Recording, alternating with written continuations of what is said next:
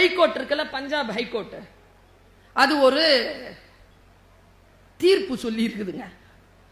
பஞ்சாப்ல யாருக்காவது நாய் கடிச்சா, அத தெரு நாயா இருந்தா அரசாங்கம் கொடுக்கணும், வீட்டு நாயா இருந்தா ஓனர் கொடுக்கணும். என்னன்னா, எவ்வளோ இன்ச்சு சதை காயப்பட்டிருக்குதோ ஒரு இன்ச்சில் ஒரு மில்லி மீட்டருக்கு 10,000 ரூபாய் கொடுக்கணும்னு எழுதியிருக்கு. சென்னையில் மட்டும் 2 லட்சம் நாய் சுத்துது,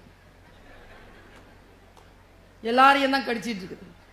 நான் ஒரு விஷயம் சொல்றேன், நாய் அப்படின்ற சொல்றோம்ல, நான் ஒரு குணத்துக்காக சொல்றேன். அது நாய்கிட்ட மட்டும் இல்லை, நம்ம எல்லார்கிட்டையும் இருக்கு, உயிரினங்கள் கிட்ட அது இருக்கு. இந்த தலைமுறை அதை விட்டுட்டோமோ அப்படிங்கிற கவலை தான், அவ்வளவுதான். ஆனா எங்க அம்மா ஒருபோதும் என்னுடைய தந்தையாரை பொருளாதார சூழல் காட்டி எங்களுக்கு முன்னால் சண்டையிட்டதே கிடையாது. இது என் இறை மீது ஆணையா நான் சொல்றேன். மரியாதை குறைவா பேசினதே இல்லை. ஏன் தெரியுமா? எங்க அம்மாக்கு தெரிஞ்சு போச்சு, எங்க அப்பா சம்பாதிக்கிற சம்பாத்தியத்தை விட முக்கியமானது 5 பிள்ளைங்களுக்கும் தகப்பன் என்கின்ற ஸ்தானத்தில் அவன் இருப்பது. அந்த வேல்யூஸை இன்னைக்கு நாம நம் குடும்ப குழந்தைகள் கிட்ட கொடுக்கிறோமா? அம்மா ஒரே சண்டையா இருக்குமா, கல்யாணம் 10 நாள் தானடி ஆச்சு, அப்படிதான் இருக்கும். அம்மா வெளிநாட்டில் இருக்கிறேன் இல்லம்மா, யாரும் இல்லம்மா, கூட பயமா இருக்குமா, எல்லாம் சரியா போயிடும்ப்பா. சரி, இந்த டெட் பாடி என்ன பண்றதுன்னு சொல்லுச்சு. சண்டையாவா இருக்கு இன்னைக்கு? வாழ்க்கையில் எல்லோரும் பிரிந்து கிடக்கிறார்கள்.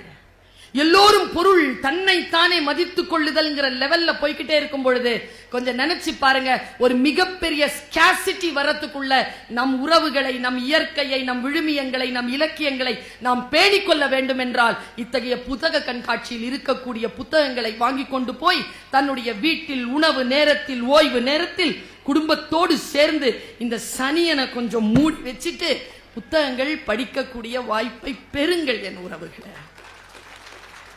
இந்த ஒரே ஒரு விஷயத்தை நான் சொல்லிட்டு போறேன். நாம் பல நேரங்களில் நம்ம உண்ணாவிரதம் இருக்கோம் தானே. நேற்று கூட ஆடி வெள்ளி பிரதோஷம், கரெக்டா சொன்னா? கொஞ்ச நாளைக்கு முன்னால ஈஸ்டர் வந்தது, 40 நாள் லேந்து நாட்கள் இருந்தீங்களா? அதுக்கு முன்னால வந்தது ரம்ஜான், 30 நாள் நோன்பு இருந்தோமா? எல்லாருக்கும் கேட்கிறேன், எல்லாத்துக்கும் நோன்பு இருக்கோம்ல, நான் ஒரு நோன்பை கத்து கொடுத்துட்டு போறேன். இன்னைக்கு ஒரு நாளைக்கு 2 மணி நேரம் டிஜிட்டல் ஃபாஸ்டிங்ல இருங்க. இதை பயன்படுத்தாம இருங்க. முழிப்பா இருக்கும் போது 2 மணி நேரம் பாருங்க, வித்தை வித்தை நடக்கும். நாங்க இந்த நேற்று ஒரே என்ன எல்லாரும் கரிச்சு கொட்டினாங்க. என்ன, நேற்று இரவு எனக்கு அமெரிக்கால இருந்து ஒரு கால், கரெக்டா கட் ஆயிடுச்சு. 10 மணிக்கு ஸ்கிரீன் ஆஃப் போட்டு வச்சிருக்கேன், 7 மணிக்கு தான் ஓபன் ஆகும். 10 மணிக்கு மேல பேச முடியாது.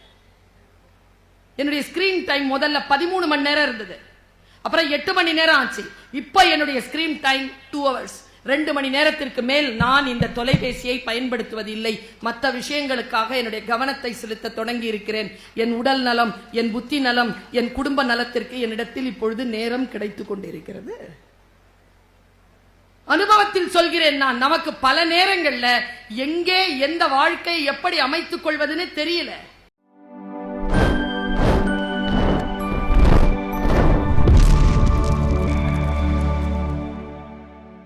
இந்த தம்பி ஒரு நாய் பத்தி சொன்னான்.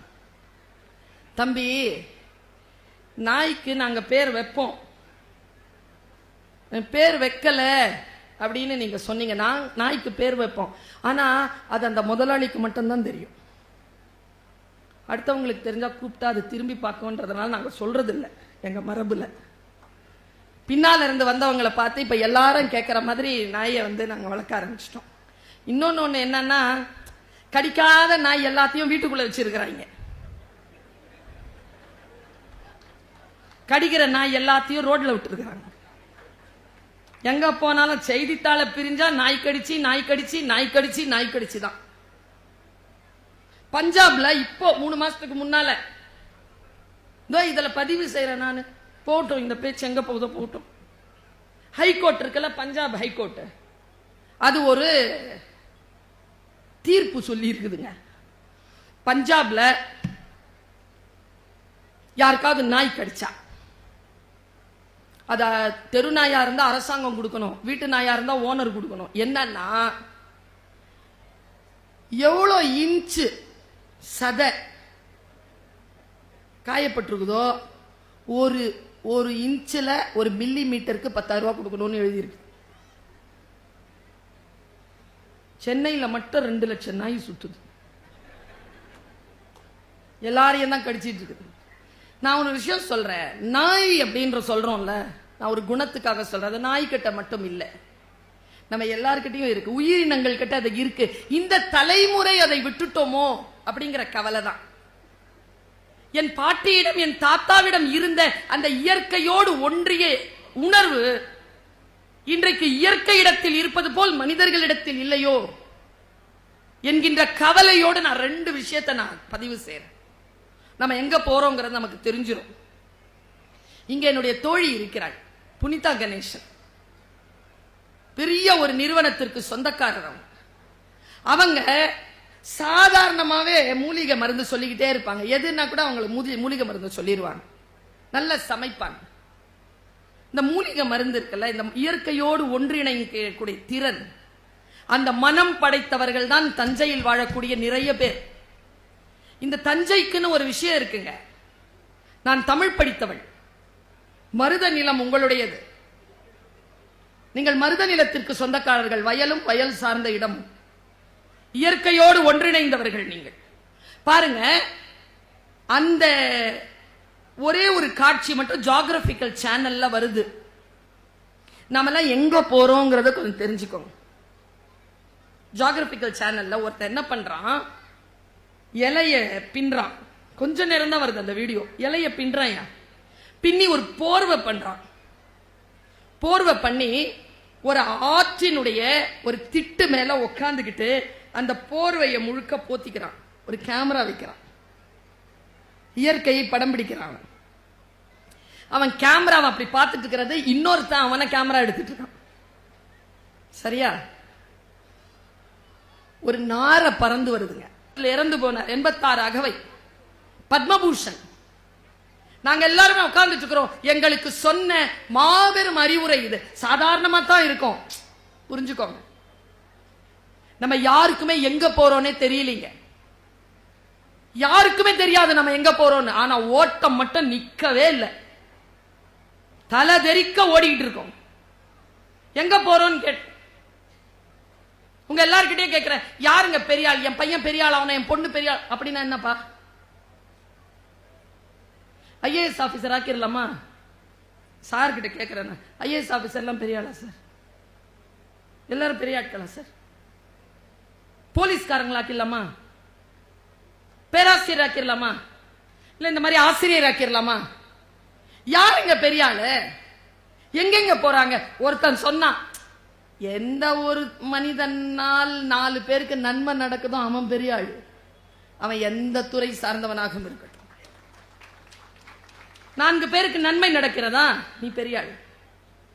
மூசா ரசா சொன்னார், ஐன்ஸ்டீன் சொன்னாங்கல்ல, ஐன்ஸ்டீன் சொன்ன ஒரு விஷயம், ஆலிஸ் இன் ஒண்டர்லேண்ட் ஒரு படம், அதை மட்டும் சரியா புரிஞ்சுக்கிட்டா, ஐன்ஸ்டீன் சொன்னது இது, இந்த படம் அல்ல அந்த கதை, அதை சரியா புரிஞ்சுக்கிட்டா பிசிக்ஸ்ல நோபல் பரிசு வாங்கலாம்னு அவர் சொல்லியிருக்காருங்க.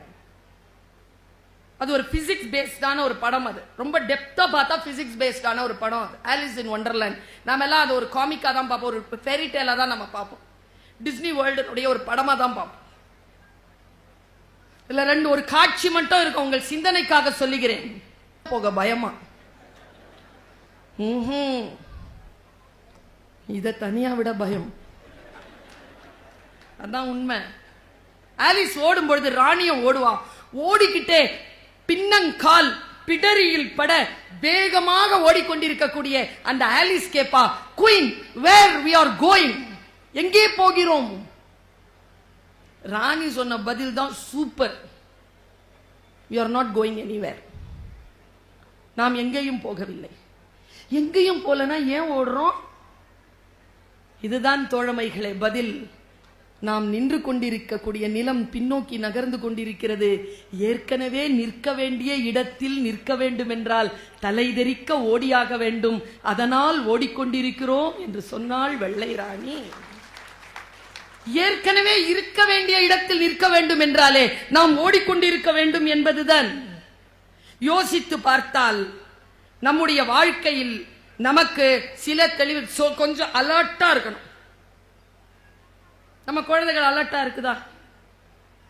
அலர்ட்டான படிப்பை நம்ம கொடுக்கிறோமா? ஒரு காலகட்டத்தில் படித்தவர்கள் கிட்ட இருந்த விழிப்புணர்வு இன்றைக்கு இருக்கக்கூடிய இளைஞர்கள் கிட்ட இருக்கா? நான் பிஆர்ஓவா உட்கார்ந்துருக்கேன். ஃபர்ஸ்ட் ஸ்டாண்டர்டுக்கு ஒரு அம்மா வந்து குழந்தைக்கு அட்மிஷன் கேட்குது காலேஜில். ஸ்கூல்ல எங்க போங்க என்ன, நான் பக்கத்தில் எங்க ஸ்கூலு. இந்த ஸ்கூல் நல்ல ஸ்கூலா மேடம் கேட்குறாரு உங்க அப்பா. எங்க ஸ்கூல் நான் எப்படி சொல்றது? நீங்க போய் பாருங்க, உங்க குழந்தைக்கு ஏற்றதா இருந்தா சேர்த்துக்கோங்க. ஒரு கேள்வி கேட்டாருங்க, ஆடி போனேன் நான். என் குழந்தைய நான் அங்கே சேர்க்குறேன், அங்கே நீட் தேர்வுக்கு ட்ரைனிங் கொடுப்பாங்களா? நான் இப்படி சொன்ன சரியா சொல்லியிருக்கேன் நான் பாருங்க. ஃபர்ஸ்ட் ஸ்டாண்டர்ட் படிக்கும்பொழுது உங்க குழந்தைக்கு நீட் தேர்வுக்கு பிராக்டிஸ் பண்ணா அந்த குழந்தை லூஸ் ஆயிரும், பரவாயில்லையா?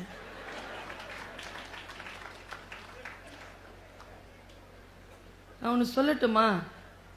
குழந்தைகள் வளர்வதற்காக குழந்தைகளாக இல்லை, குழந்தைகள் குழந்தைகளாக இருப்பதற்காக குழந்தைகளாக இருக்கிறார்கள். குழந்தை கிட்ட இருந்து பறிச்சிட்டோமே. எங்க 1.5 வயசு குழந்தை அடிக்குதுங்க அம்மாவை கோவத்துல. அந்த அம்மா சிரிக்குதுங்க. எங்க அம்மாவா இருந்தா உதட்டுல பளிச்சுன்னு ஒரு அடி விழும், தொடையில ஒரு கிள்ளு விழும். இப்படி பார்த்தாலே நடுங்கி உள்ள போயிருவோம் நாங்கெல்லாம். இன்னைக்கு பார்த்தா என்ன அப்படிங்குது. எங்க அம்மா அழுதா இன்னைக்கோங்க, நான் சத்தியமா சொல்றேன், எங்க அம்மா அழுதாங்கன்னா எனக்கு இங்க நடுக்க வந்து என் கண்ணுல கண்ணீர் வந்துருதுங்க. எங்க அம்மாக்கு 80 வயசுங்க. அன்னைக்கு ஏதோ நினைச்சுக்கிட்டு நான் வேற, என் பையன் கேட்கறான், வாட் ஹேப்பன்? நல்லா தானே இருந்த காலையில. நான் அப்படி பார்த்தேன், சொல்லாத எனக்கு. நான் எங்க கவலைப்படுறேன் தெரியுமா? என்கிட்ட நீ இப்படி பேசுறியே, உன் பிள்ளை உன்கிட்ட எப்படி பேசும்? அவங்கள நம்ம எப்படி வளர்த்து விட போறோம்? எங்கே போகிறோம்? பாண்டிங் இருக்கா இன்னைக்கு? அப்பா நான் ஒரு பாண்டிங் இருந்ததே, அம்மா நான் ஒரு பாண்டிங் இருந்ததே, இன்னைக்கு இருக்கான்னு நான் கேட்கிறேன். இப்படி சொல்றேங்க. 12 ரொம்ப ஓப்பனாவே சொல்றேங்க. 12 வயசுல நான் இருக்கும்போது எங்க அப்பாவுக்கு வேலை போயிடுச்சுங்க. எங்க அப்பாவுக்கும் பிறந்தது 5 பிள்ளைங்க. நாங்க எனக்கு 12 வயசு தான், எனக்கு கீழே 2, எனக்கு மேல 2. வயசை பார்த்துக்கோங்க, 3 வயசு தான். எல்லாம் பச்சை பிள்ளைங்க, பசிக்கோங்க எல்லாருக்கும். வேலையில ஒரு நாள் 5 ரூபாய் தான் கொடுப்பாரு அப்பா, வாரத்துக்கு 50 ரூபாய் கொடுப்பாரு, அவ்வளவுதான். ஆனா எங்க அம்மா ஒருபோதும் என்னுடைய தந்தையாரை பொருளாதார சூழல் காட்டி எங்களுக்கு முன்னால் சண்டையிட்டதே கிடையாது. இது என் இறை மீது ஆணையா நான் சொல்றேன்.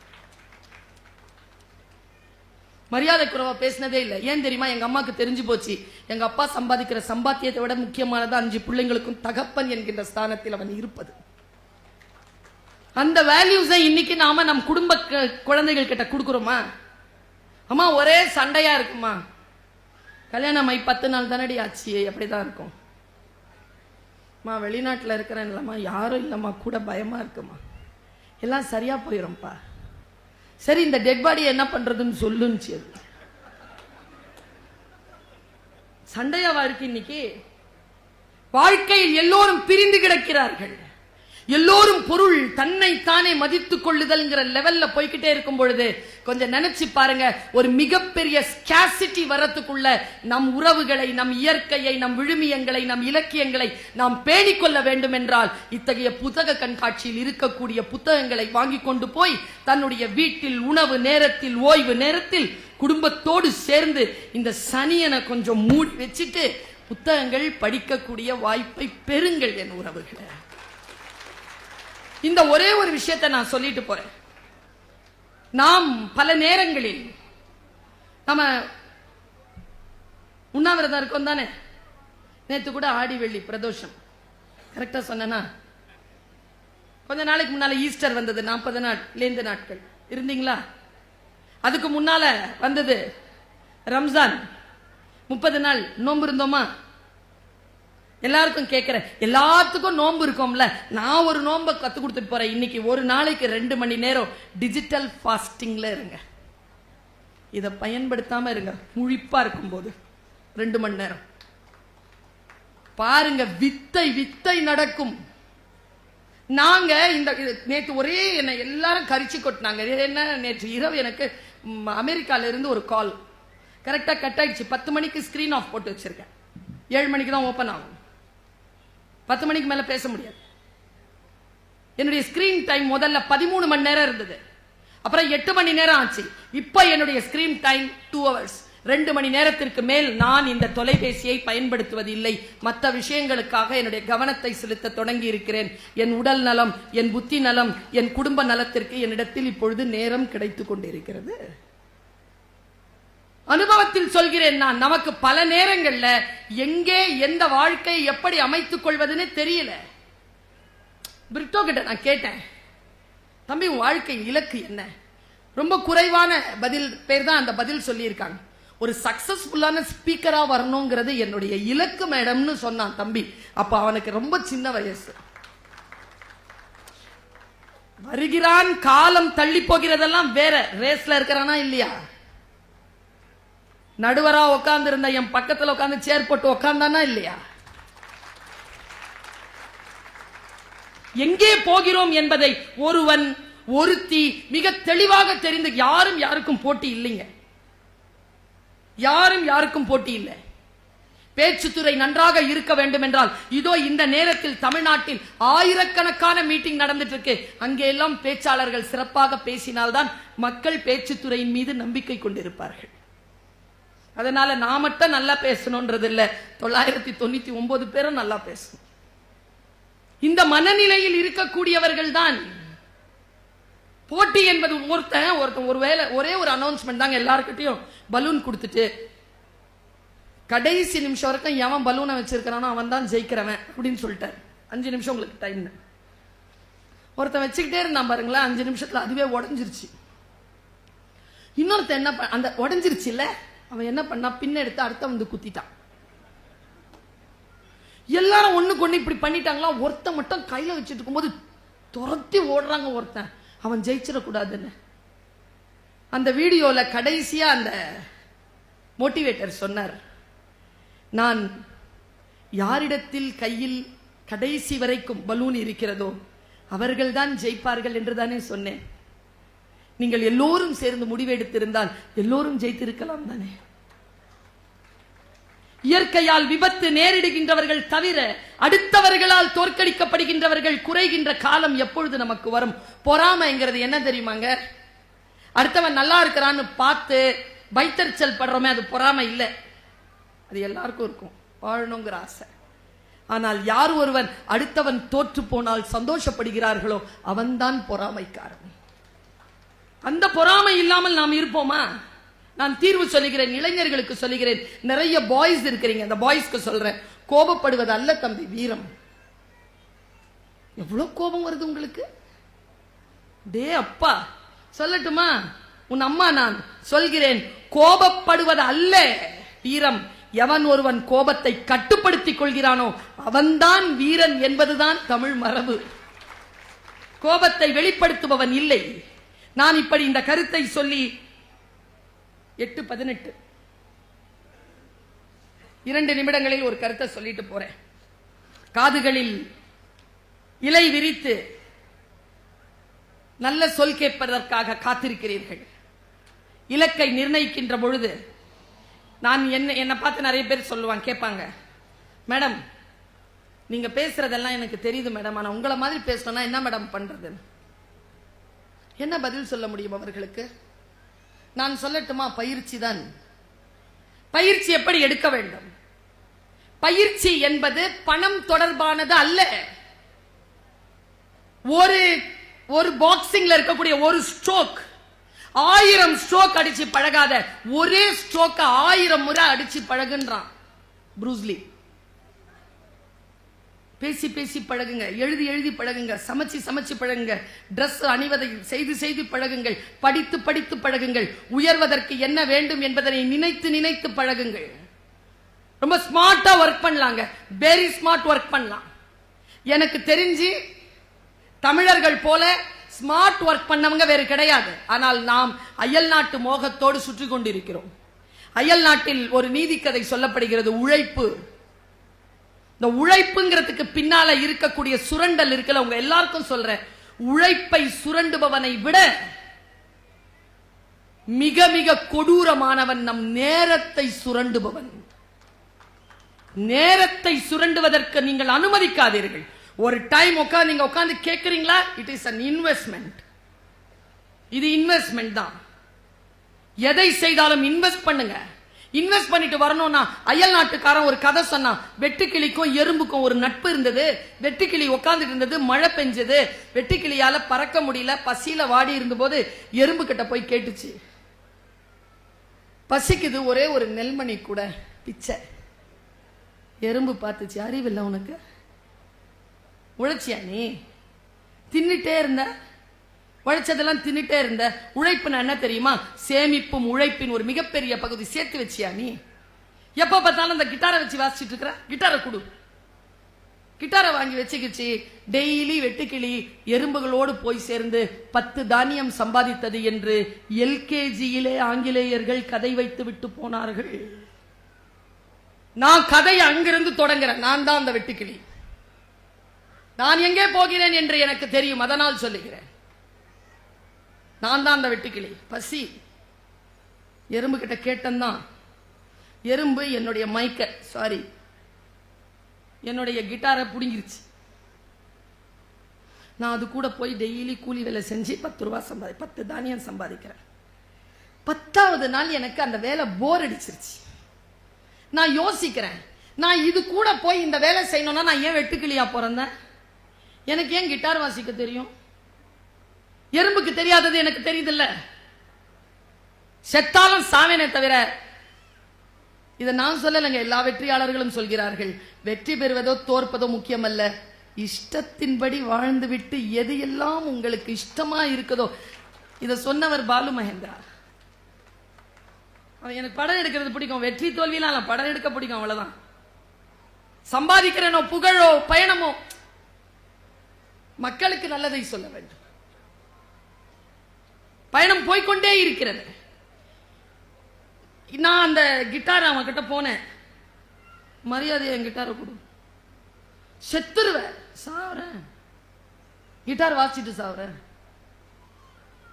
பசிக்காக்கெல்லாம் இந்த வேலையை செஞ்சுட்டு இருக்க முடியாது என்னால, குடு, இனிமேல் வந்த சாவடிச்சிருச்சு. அந்த எறும்பு வந்தாதானே, நான் எதுக்கு சாவடிக்கணும், நீயே பசியில செத்து போற பாரு, ஏய் மரியாதையா என்னுடைய கிட்டாரை வாங்கிட்டு போய் மரத்துல உட்காந்துச்சு. மழை நின்று இருந்துச்சு, கிட்டார் வாசிக்க ஆரம்பிச்சது. என்ன சுகம், வாசிச்சுக்கிட்டே இருக்கு. பசிக்குது, போய் இலைய சாப்பிடுது வருது, வாசிக்குது, போகுது, இலைய சாப்பிடுது வருது, வாசிச்சுக்கிட்டே இருக்கு. சாயந்தரம் ஆச்சு, 2-3 மணி. கீழே பார்த்தா நிறைய எறும்பு போய்கிட்டே இருக்கு. நேத்து ஃபுல்லா இதுங்களோட தானே உழைச்சி கிடந்தேன்.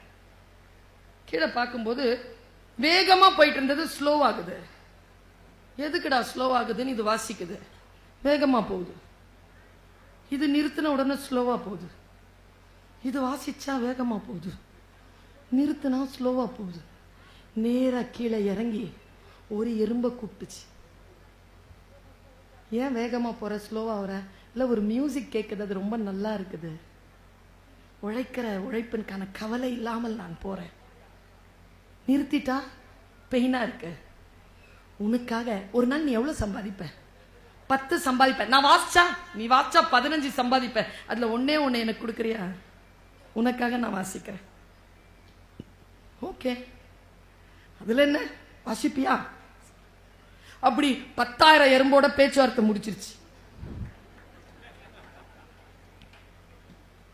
லைன் கட்டி போன எறும்பு 10 தானியம் சம்பாதிக்க தான் இஷ்டப்பட்ட வேலையை செய்து கொண்ட வெட்டுக்கிளி 10,000 சம்பாதித்தது என்பதனை நீங்கள் புரிந்து கொள்ளுங்கள். குழந்தைகளை விளையாடாத, நடிக்காதன்னு திட்டாதீங்க.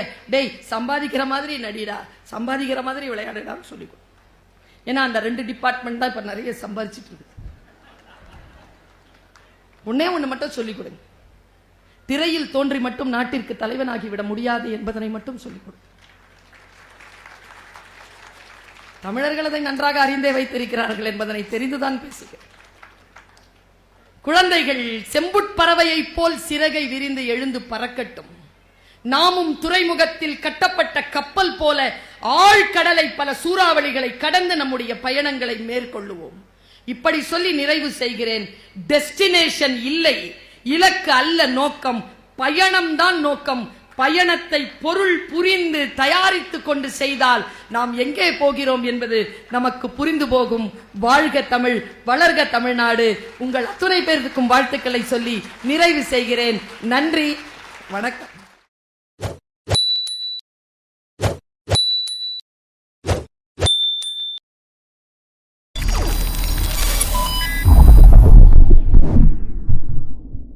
இருள் சேர் இருவினையும் சேரா இறைவன் பொருள் சேர் புகழ் புரிந்தார் மாட்டு முயூவ விளக்கம்.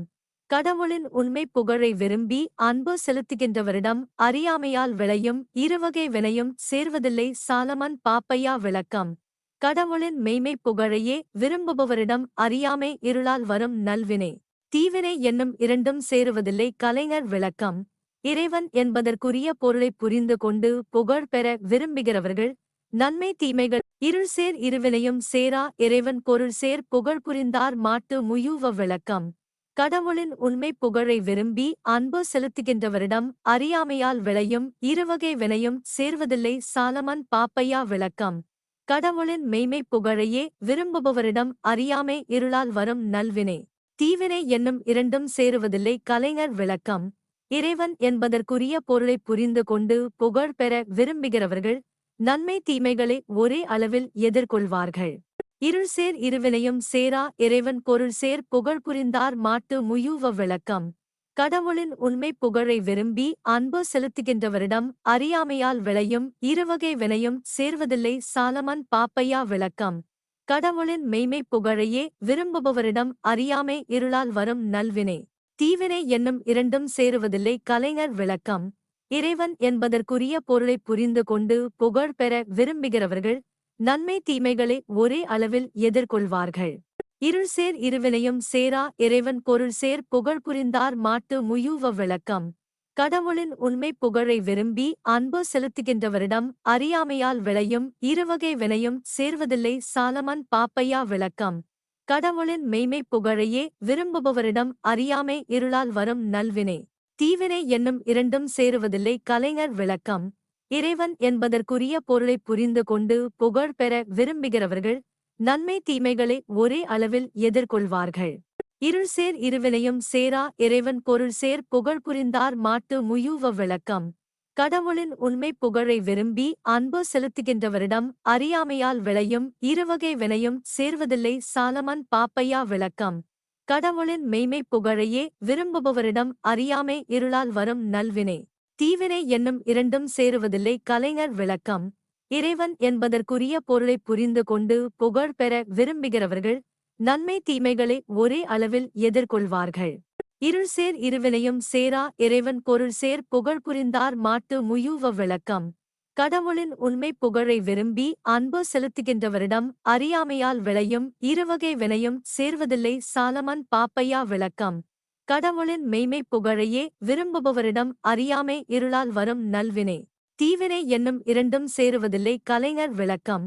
இறைவன் என்பதற்குரிய பொருளை புரிந்து கொண்டு புகழ் பெற விரும்புகிறவர்கள் நன்மை தீமைகளை ஒரே அளவில் எதிர்கொள்வார்கள். இருள் சேர் இருவினையும் சேரா இறைவன் பொருள் சேர் புகழ் புரிந்தார் மாட்டு முயூவ விளக்கம். கடவுளின் உண்மை புகழை விரும்பி அன்பு செலுத்துகின்றவரிடம் அறியாமையால் விளையும் இருவகை வினையும் சேர்வதில்லை. சாலமன் பாப்பையா விளக்கம். கடவுளின் மெய்மை புகழையே விரும்புபவரிடம் அறியாமை இருளால் வரும் நல்வினை தீவினை என்னும் இரண்டும் சேருவதில்லை. கலைஞர் விளக்கம். இறைவன் என்பதற்குரிய பொருளை புரிந்து கொண்டு புகழ் பெற விரும்புகிறவர்கள் நன்மை தீமைகளை ஒரே அளவில் எதிர்கொள்வார்கள். இருள் சேர் இருவினையும் சேரா இறைவன் பொருள் சேர் புகழ் புரிந்தார் மாட்டு முயூவ விளக்கம். கடவுளின் உண்மை புகழை விரும்பி அன்பு செலுத்துகின்றவரிடம் அறியாமையால் விளையும் இருவகை வினையும் சேர்வதில்லை. சாலமன் பாப்பையா விளக்கம். கடவுளின் மெய்மை புகழையே விரும்புபவரிடம் அறியாமை இருளால் வரும் நல்வினை தீவினை என்னும் இரண்டும் சேருவதில்லை. கலைஞர் விளக்கம். இறைவன் என்பதற்குரிய பொருளை புரிந்து கொண்டு புகழ் பெற விரும்புகிறவர்கள் நன்மை தீமைகளை ஒரே அளவில் எதிர்கொள்வார்கள். இருள் சேர் இருவினையும் சேரா இறைவன் பொருள் சேர் புகழ் புரிந்தார் மாட்டு முயூவ விளக்கம். கடவுளின் உண்மை புகழை விரும்பி அன்பு செலுத்துகின்றவரிடம் அறியாமையால் விளையும் இருவகை வினையும் சேர்வதில்லை. சாலமன் பாப்பையா விளக்கம். கடவுளின் மெய்மை புகழையே விரும்புபவரிடம் அறியாமை இருளால் வரும் நல்வினை தீவினை என்னும் இரண்டும் சேருவதில்லை. கலைஞர் விளக்கம். இறைவன் என்பதற்குரிய பொருளைப் புரிந்து கொண்டு புகழ் பெற விரும்புகிறவர்கள் நன்மை தீமைகளை ஒரே அளவில் எதிர்கொள்வார்கள். இருள் சேர் இருவினையும் சேரா இறைவன் பொருள் சேர் புகழ் புரிந்தார் மாட்டு முயூவ விளக்கம். கடவுளின் உண்மை புகழை விரும்பி அன்பு செலுத்துகின்றவரிடம் அறியாமையால் விளையும் இருவகை வினையும் சேர்வதில்லை. சாலமன் பாப்பையா விளக்கம். கடவுளின் மெய்மை புகழையே விரும்புபவரிடம் அறியாமை இருளால் வரும் நல்வினை தீவினை என்னும் இரண்டும் சேருவதில்லை. கலைஞர் விளக்கம். இறைவன் என்பதற்குரிய பொருளைப் புரிந்து கொண்டு புகழ் பெற விரும்புகிறவர்கள் நன்மை தீமைகளை ஒரே அளவில் எதிர்கொள்வார்கள்.